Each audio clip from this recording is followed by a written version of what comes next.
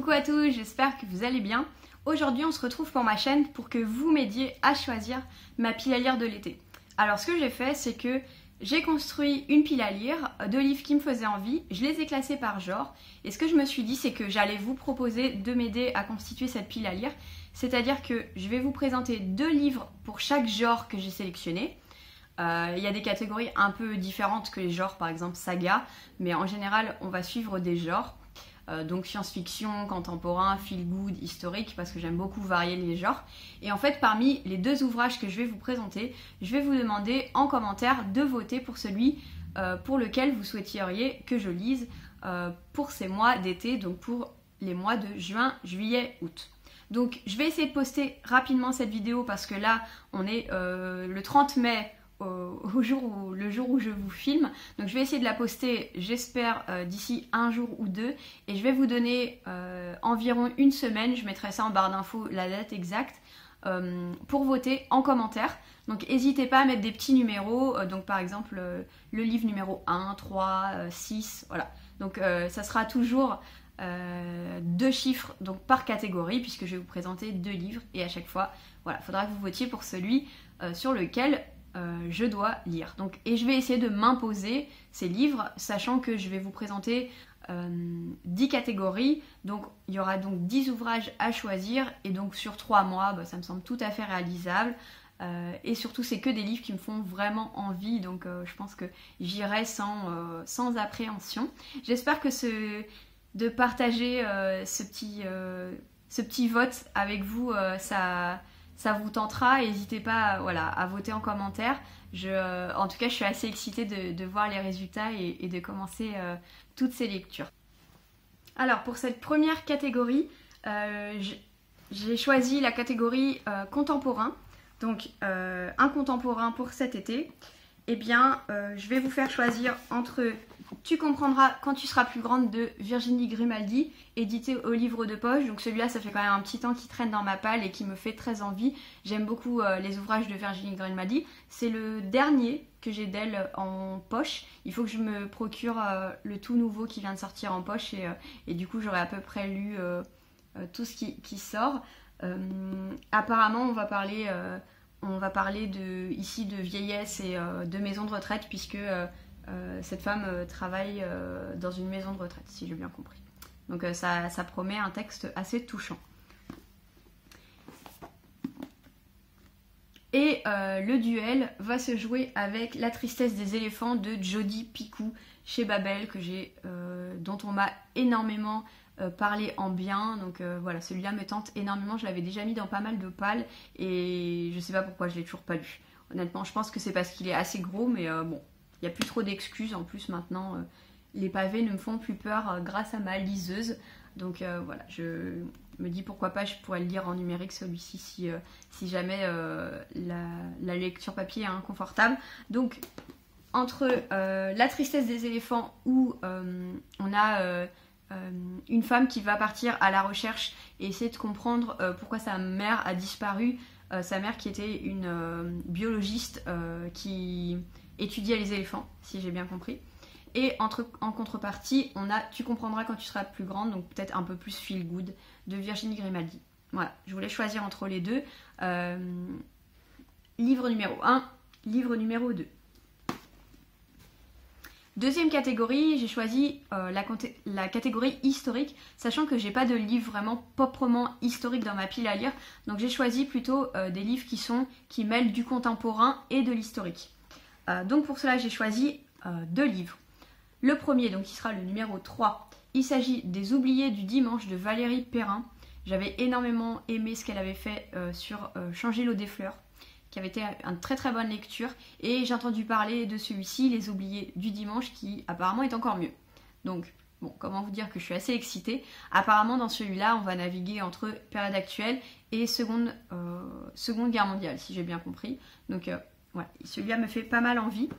Et le numéro 4 à choisir, c'est Les eaux des filles de Lynn Papin, dans lequel on va parler, si j'ai bien compris, de l'Indochine. Donc en fait, on va suivre 3 femmes de 3 générations différentes. Donc on va parler de la guerre d'Indochine, de colonisation, on va parler d'immigration. Donc ça me tente plutôt. Donc voilà, celui-là est tout petit. Donc, et au livre de poche. Donc, numéro 3, Les oubliés du dimanche. Numéro 4, Les eaux des filles. Donc, la catégorie numéro 3 qui est thriller suspense. Pour celui-là, j'ai choisi 2 livres.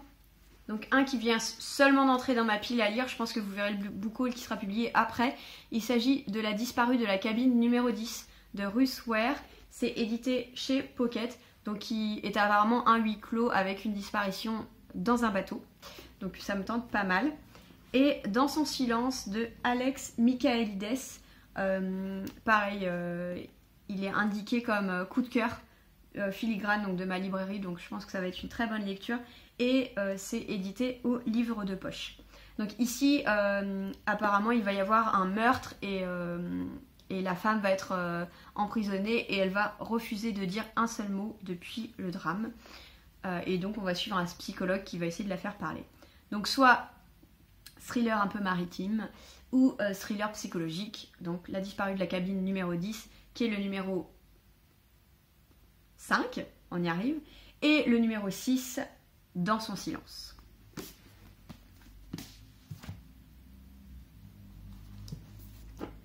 Ensuite, on passe avec de la fantasy, fantasy dans lequel je vous demande de choisir entre Iskari, donc le tome 1, Achat tueuse de dragons, c'est de Kristen Cicciarelli chez Gallimard Jeunesse, donc j'imagine qu'on va parler d'une tueuse de dragons au vu du titre.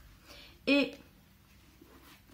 Battle avec Mortal Song, c'est édité au Chat Noir, c'est de Megan Crew, où ici on va parler de mythologie japonaise, de dieux japonais et de quêtes initiatiques. Voilà, donc entre les deux, donc le numéro 7 et le numéro 8. Ensuite, catégorie sci-fi, et oui, il allait forcément avoir de la science-fiction. Ici, je vous demande de me choisir entre ces 2 ouvrages qui sont des classiques. Le premier qui est Les fourmis de Bernard Werber, donc classique de Werber apparemment, c'est un de ses meilleurs avec la saga des Thanatonautes, donc ça me fait très très très envie.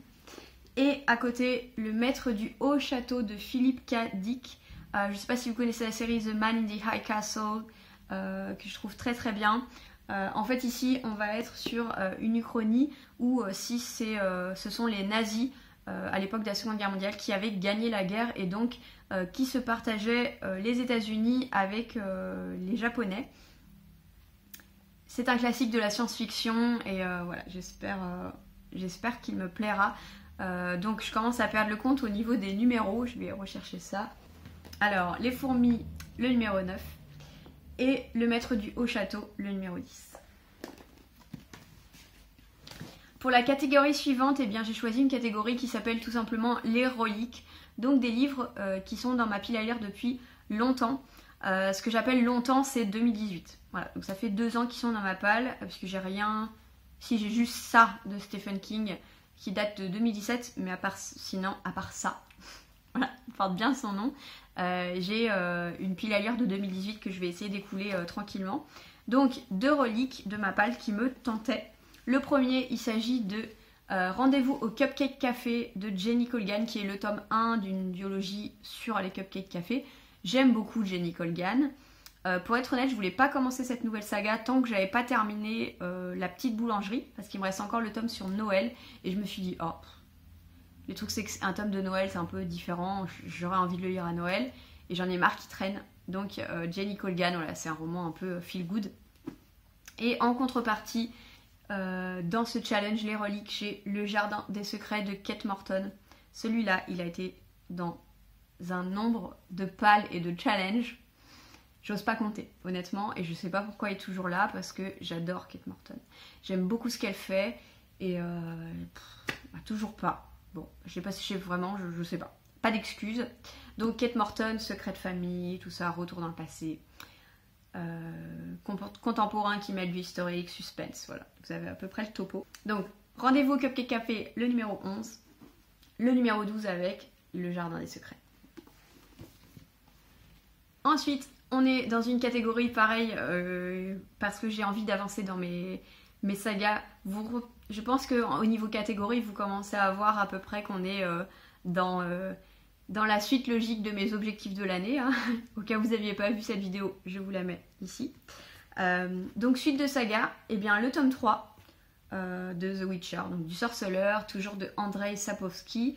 C'est toujours dans cette édition affreuse, enfin en tout cas de mon goût esthétique, hein. J'aime pas du tout, mais c'est l'édition gaming qui est bien moins chère que les magnifiques éditions, donc bon, tant pis. Le tome 3, donc j'ai envie de poursuivre cette saga, et puis surtout le tome 1 et 2 étaient des petites nouvelles donc sur le sorceleur, alors que là on va suivre vraiment sa quête, donc avec je pense une chronologie un peu plus fidèle, avec une vraie quête, donc ça me tente. Et face à ça, Libération de Becky Chambers. Il s'agit du tome 2 de L'espace d'un an, qui avait été un coup de cœur mais incroyable. Et je sais pas pourquoi, je l'ai lu il y a 2 ans et j'avais jamais acheté la suite. Donc je me suis procuré Libération, je suis très fière, c'est chez La Talente.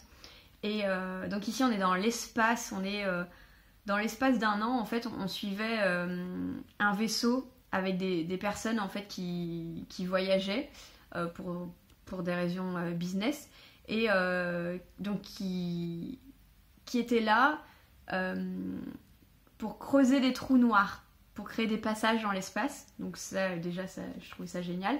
Et en fait, dans le vaisseau, il y avait vraiment des races différentes. Donc il y avait une humaine, je me souviens plus bien des noms des races, mais ça va me revenir très vite. Il y avait des races un peu reptiliennes, voilà, des gens très très différents. Et c'était hyper bien creusé, hyper porté sur les personnages, avec beaucoup de profondeur. Et on comprenait en fait comment étaient structurées les sociétés en fait dans ces autres planètes. Et, voilà, j'avais juste adoré L'espace d'un an. Et donc là c'est le tome 2, c'est des romans compagnons, donc il n'y a pas besoin de les lire dans l'ordre, mais bon, je pense que ça aide quand même d'avoir eu un peu de l'univers avec le tome 1. Donc voilà, le tome 2. Voilà. Donc saga de fantasy avec Le Sorceleur, ou saga de science-fiction avec Libération, ce tome 2. Enfin, une petite catégorie qui me fait très envie, catégorie feel good, dans laquelle j'ai mis Virgin River de Robin Carr, donc petite vie au bord de la rivière, avec de la romance, des petites intrigues, tout ce que j'aime. Le tome 1, je lirai pas les 2 tomes d'un coup, donc le tome 1 de Virgin River. Et en battle, j'ai Rupture, Tarot et Confiture de Céline Oliski, qui va être apparemment une comédie un peu déjantée avec une femme qui, suite à sa rupture, va essayer de ruiner la vie de son ex en lui faisant plein de crasses. Et ben, ça a l'air hyper drôle. Donc, connaissant un petit peu ce que fait Céline Oliski sur sa chaîne, je pense que... Donc Céline H, pour ceux qui connaissent pas, sur sa chaîne YouTube et sur ses réseaux, je pense que ça va être hyper drôle, donc pareil, hyper envie. Et donc là on est sur le numéro 15 et le numéro 16. On arrive aux 2 dernières catégories. Eh bien j'ai quand même voulu mettre une catégorie jeunesse où j'ai mis des choses avec des thèmes différents. Donc j'ai mis Bord de terre, donc c'est de la fantasy jeunesse de Julia Thévenot, édité chez Sarbacane. J'en ai énormément entendu parler, notamment pendant le confinement, il me faisait tellement envie. Je me suis précipitée en librairie dès que ça a réouvert, et voilà. Et je n'en sais pas plus et je ne veux pas en savoir plus. Et à côté, on a Le jour où tout a basculé de Julie Buxbaum, c'est chez PKJ, où ici on est plutôt dans du contemporain, sur toile du 11 septembre, puisque ces 2 adolescents ont été profondément marqués par le 11 septembre, parce qu'il leur est arrivé des choses quand ils étaient tout petits, ou par la perte d'un proche, et donc ils vont partir ensemble dans une quête un petit peu initiatique. Ça me tente pas mal. Donc au niveau des chiffres, on recommence, je suis perdue. Je pense que là on est sur le numéro 18, le numéro 19. Si c'est pas correct, de toute façon je vais mettre les vrais chiffres en dessous. Donc il va y avoir un bandeau avec un chiffre. C'est ça qu'il faut suivre, pas ce que je dis. Et enfin, comment faire une pile à lire sans mettre Monsieur Stephen King. Et oui, à chaque fois que je lis un de ses ouvrages, j'adore. C'est pas toujours un coup de cœur, mais à chaque fois c'est des excellentes lectures. Et du coup, bah forcément, Donc dans ces deux choix, j'ai mis Fin de ronde qui est le tome 3 de sa saga Monsieur Mercedes. Ça fait plusieurs fois que vous le voyez en pile à lire, il est toujours pas sorti. Voilà, il faut que je lise et je suis sûre que je vais adorer. Alors attention, bien suivre cette saga parce que ici quand je vois le verso, c'est clairement la suite directe de Monsieur Mercedes, donc du tome 1. Donc si vous n'avez pas lu le tome 1, vous ne lancez pas du tout dans cette saga. Le tome 2 peut se lire séparément, vous n'allez pas tout comprendre, certains bouts, mais c'est pas trop gênant. Par contre ce tome 3, au vu du résumé derrière, Monsieur Mercedes est indispensable. Et à côté de ça, 22-11-63 de Stephen King, qui me fait hyper envie. Voilà, on va être sur du retour dans le temps, essayer d'empêcher Kennedy de se faire tuer, ça me tente vraiment énormément et j'entends que des coups de cœur, donc j'ai perdu le compte. J'arrête de dire n'importe quoi. Ici le bandeau avec les numéros, ça sera mieux. Voilà, donc n'hésitez pas à participer, à m'aider à choisir cette palle de l'été. Donc au total, je vais avoir 10 livres pour le mois de juin, juillet, août, donc c'est faisable, je vais prendre mon temps. Et donc pour chaque catégorie, vous pouvez voter pour un des deux ouvrages que je vous ai présentés. Merci beaucoup par avance à tous ceux qui se joindront à moi pour constituer cette palle. Ça me fait d'avance énormément plaisir et j'espère que vous avez aimé cette vidéo. Voilà, j'ai rien inventé, hein. Il y a plein de personnes sur YouTube qui font ce concept, donc si je devais les citer, il y aura une liste entière. N'hésitez pas à vous abonner si c'est toujours pas fait et à mettre un petit pouce et je vous fais de gros bisous et je vous dis à la prochaine. Allez, ciao!